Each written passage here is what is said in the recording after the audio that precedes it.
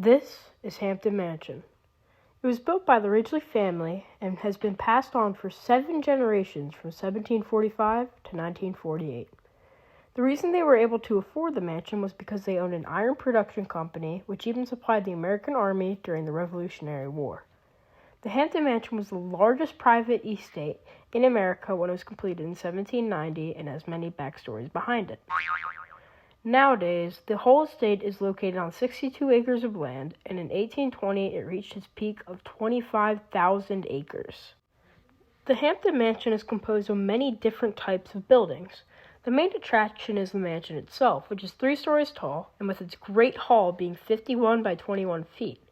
It stands at the top of a hill and overlooks the garden, the slave houses, and the 200-year-old trees, and the valley it looks down upon.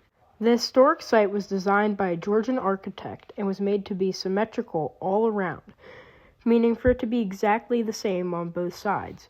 This makes this national park an outstanding architectural monument and has a high attraction in Baltimore County.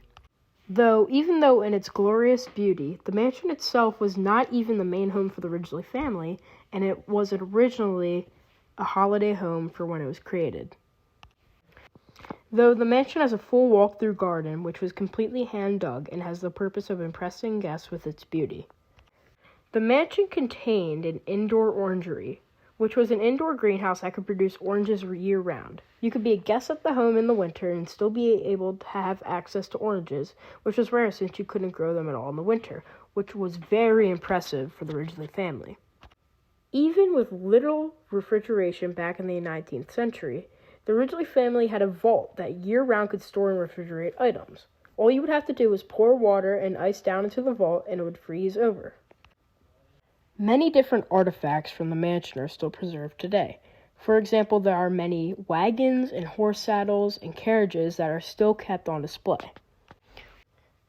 I suggest that you go to Hampton Mansion because it is a very fun place to visit with your family and friends, and it is very low profile and never gets crowded. And then you also get to know what life was back way before the Revolutionary War and what life was like all the way to World War II. You soon should consider visiting the Hampton Mansion.